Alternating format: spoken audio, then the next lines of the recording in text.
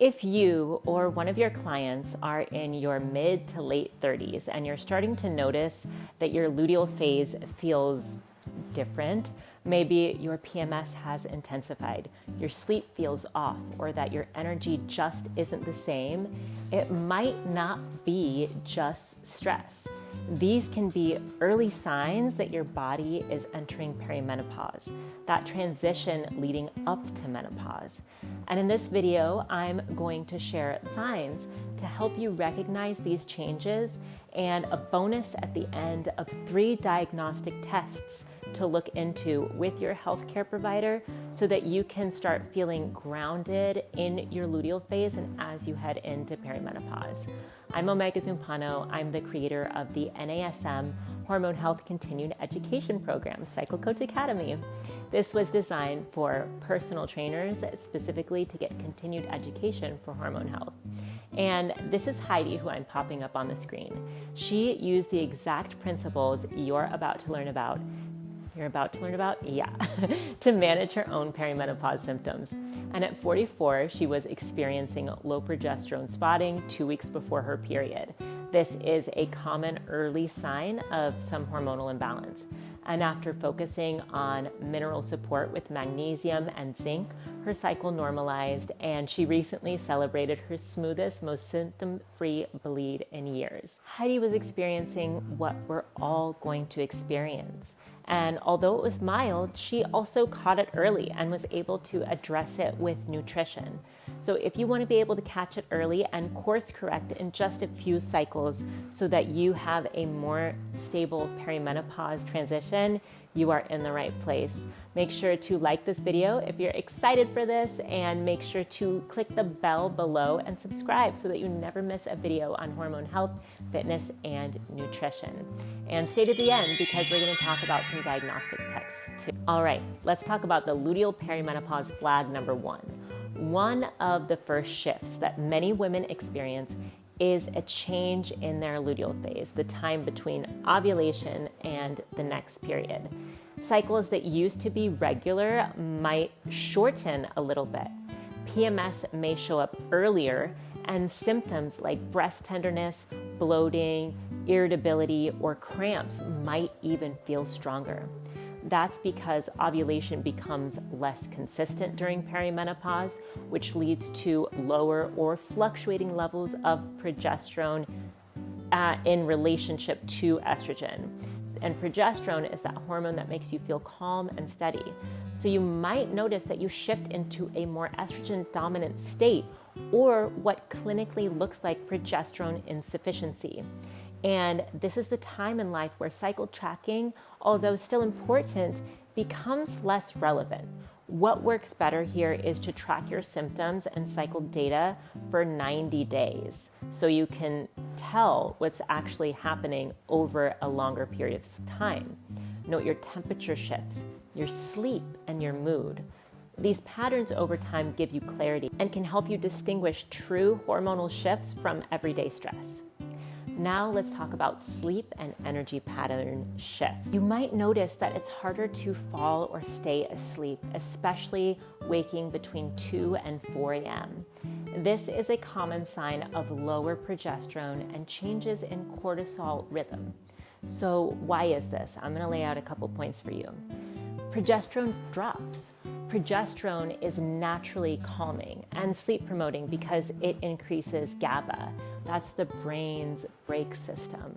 And during perimenopause, progesterone levels can fluctuate widely and drop in the luteal phase, or just generally over the cycle. And this makes it harder to stay asleep, especially in the second half of the night. Estrogen dips can also be at play here. Estrogen helps regulate the body's temperature and supports serotonin production, which in turn helps melatonin, that's your body's sleep hormone. Low estrogen can cause those night sweat or hot flashes, which often wakes people up between 2 and 4 a.m. We have cortisol and circadian rhythm changes too. Cortisol naturally rises in the early morning hours to help you wake up gradually. If stress or adrenal fatigue is present, cortisol can spike too early, waking you up in that window. The next point is blood sugar fluctuations. Some women's blood sugar can dip in the night, especially if they're sensitive to hormone changes. Low blood sugar can trigger early awakening. So those are some things for you to think about when it comes to sleep. Now we'll talk about luteal perimenopause flag number 3. You might notice that stress just feels louder in your luteal phase. During perimenopause, many women find that they feel overstimulated easily. Hi, that's me. Sounds, crowds, even normal responsibilities can feel heavier. For me, I have this open concept house, stuff on the counter. My brain is just like it's so overstimulated. My brain literally can't organize where it goes sometimes, which in turn makes me feel super irritated because I feel like I have all this clutter in my house. And this isn't being moody. It's our brain's chemistry adapting to hormonal change. Estrogen interacts with serotonin and cortisol regulation. So when it fluctuates, emotional resilience can shift too. So let's look into it. Estrogen's role in the brain. Estrogen isn't just about reproductive health. And no, it also modulates neurotransmitters like the ones we've talked about, serotonin, dopamine, GABA, which influence mood, focus, emotional regulation.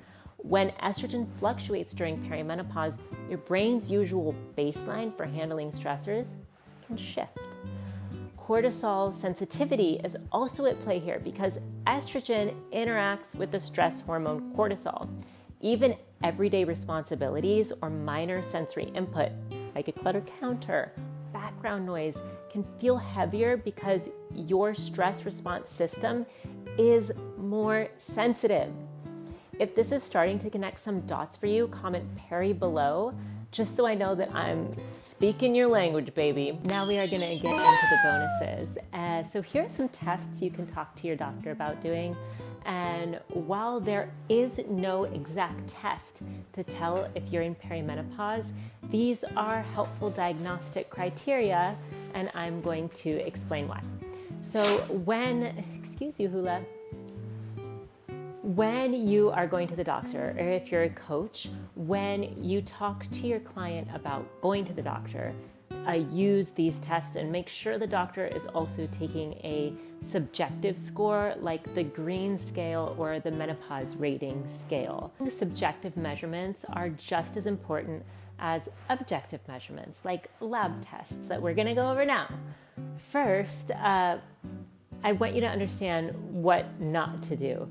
Don't think that a single snap, a bloodshot test of progesterone, the hormone that declines during menopause, is going to give you what you need to know. Because A, we know it's diminishing, and B, even someone in their 20s, in their luteal phase, progesterone can fluctuate around 30 times a day in the luteal phase. So we're not going to use that.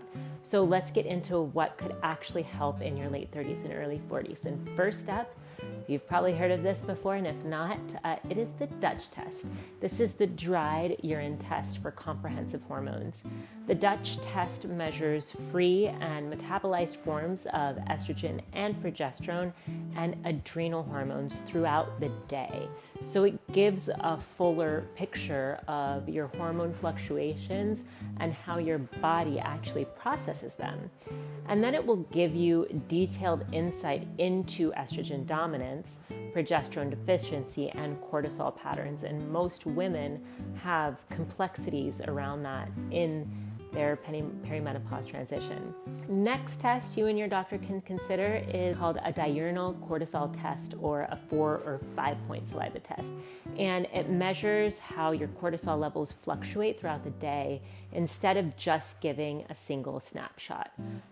Cortisol is your body's primary stress hormone, but it also plays a role in energy, sleep, mood, inflammation, and even sex hormone balance, all those wonderful things that shift during perimenopause. So while there's no diagnostic test to confirm perimenopause, looking into FSH could be helpful because FSH is a hormone released by your pituitary gland that tells your ovaries to mature an egg and produce estrogen. During perimenopause, as ovarian function naturally declines, the ovaries just become less responsive to those signals. In response, the brain actually ramps up production of FSH to try to get the ovaries' attention, you could look at it as. A rise in FSH, especially when measured alongside estradiol, can indicate that the ovarian function is just slowing down. And that's why FSH is often used to help confirm that you're in perimenopause or approaching menopause. So let's recap what we covered today.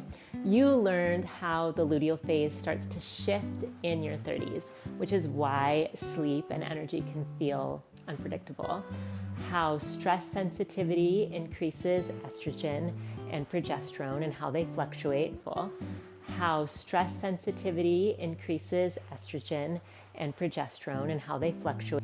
We also looked at the 3 helpful tests to guide you and your doctor to the next steps. Number 1 is the Dutch test for a full hormone and adrenal snapshot. Number 2, we covered the cortisol rhythm test to understand your stress response pattern, and FSH to help confirm where you're at in the perimenopausal transition. And most importantly, you now know that these changes are not just stress or you getting older. They're signs that your body is recalibrating. If this video helped connect some dots for you, comment Peri below and share what you've been noticing in your body lately. And if you're a coach ready to learn the exact framework that I teach inside the Cycle Coach Academy, click the link in the description box below to apply. You and I will hop on an application call and together we'll determine if working together is a fit.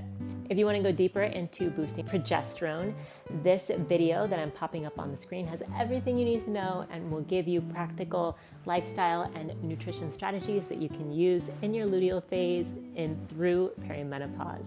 I will see you there. Bye.